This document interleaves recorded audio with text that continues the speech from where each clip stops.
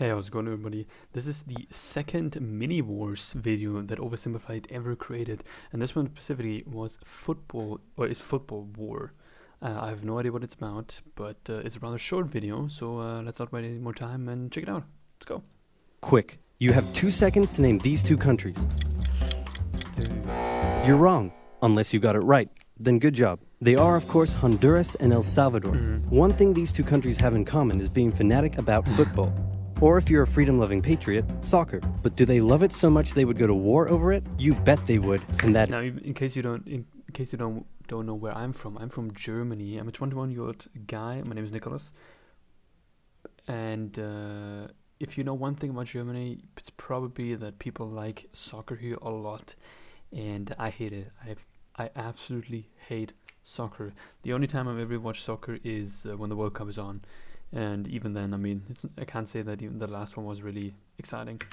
That is no bueno. Alright, let's see.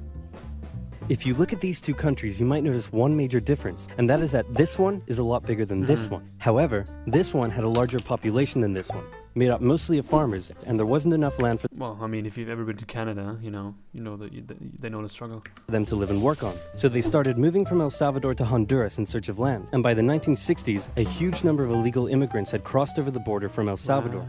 Meanwhile, in Honduras, it's 1963, and this guy has just staged a military coup to prevent the rise of communism and is now the military leader of the country.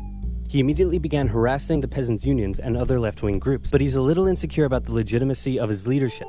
So he holds an election and wins, but then the opposing party says, hey man, that election was clearly corrupt and fraudulent, and also you've been bribed by the rich American banana companies who are taking all of our bananas tax-free, and now our economy is in ruins. And everyone started to get mad at him. Now, if you ever find yourself the barely legitimate military leader of a corrupt Central American country, and you start getting into hot water, here's a bit of advice that has been tried and tested throughout the Start a war? centuries. Blame something else.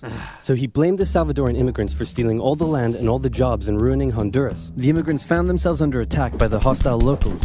Egged on by the rich American banana companies who wanted all the bananas to themselves, the Honduran government began evicting Salvadoran immigrants who had been living on the land for generations and started sending them back to El Salvador. The Salvadoran elite were furious and protested, citing moral reasons, but in reality, they were just getting a little too crowded. Yeah. So tensions were about as high as they could be, but then Oh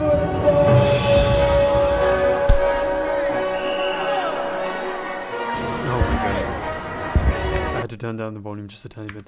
it's the 1970 World Cup qualifiers, and both countries finished top of their qualifying tables, so it was now time for them to play against each other in a series of matches. The first match took place in Honduras. The night before the game, Hondurans gathered outside the Salvadoran team's hotel, making No noise way. and taunting them. The next day, Honduras defeated the exhausted Salvadorans with a late 90th minute goal.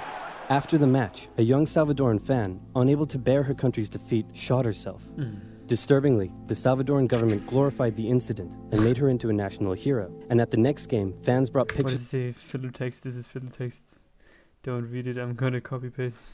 of her to the stadium. Emotions were running high as the next match took place in El Salvador, and this time the tables were turned. The Hondurans had to endure a sleepless night in their hotel, and the next day, before the match started, instead of the Honduran flag, the Salvadorans raised a dirty rag. So great job at reducing tensions. El Salvador won decisively over the exhausted Hondurans. While spectators battled in the stands, Team Honduras fled home in a bulletproof bus with rocks being thrown at them, and the Honduran coach reportedly told his players that they were lucky they A bulletproof bus. Can you imagine that? lost. In response to the defeat, Hondurans began terrorizing the Salvadoran settlers even more, in some cases reportedly throwing them off their land and burning down their homes, and the immigrants began fleeing back to El Salvador. The final game in Mexico would decide who went to the World Cup. It was close, but El Salvador came out victorious, knocking Honduras out of the tournament.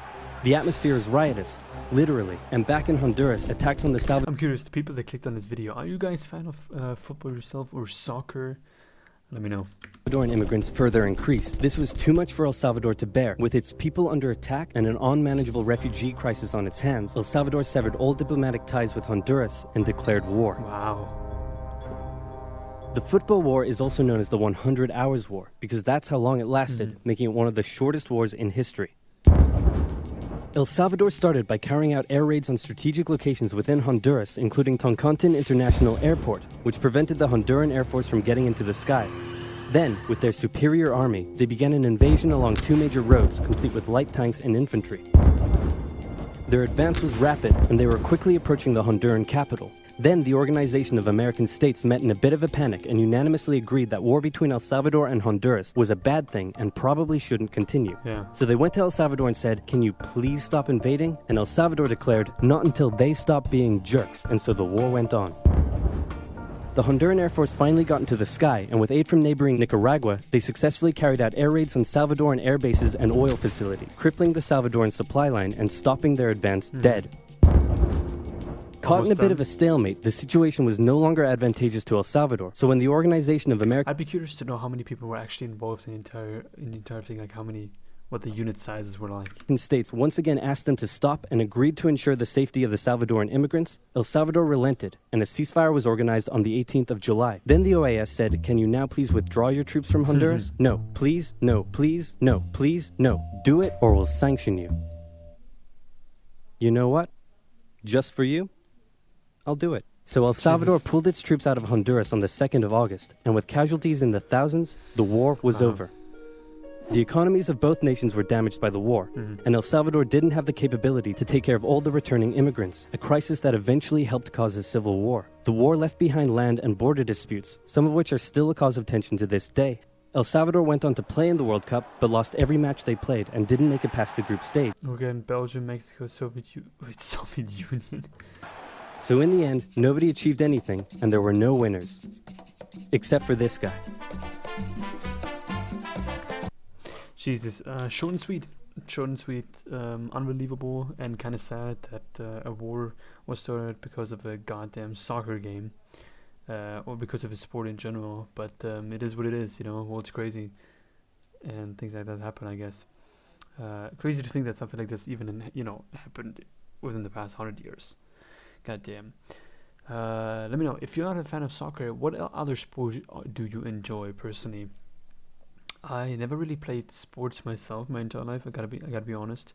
If anything, like I didn't play sports, but until the gym's closed, I did go to the gym quite often for a few months. That's pretty much the only type of sport that I ever got, besides home workout and that type of stuff. But I was never a big fan of sport, like team sports.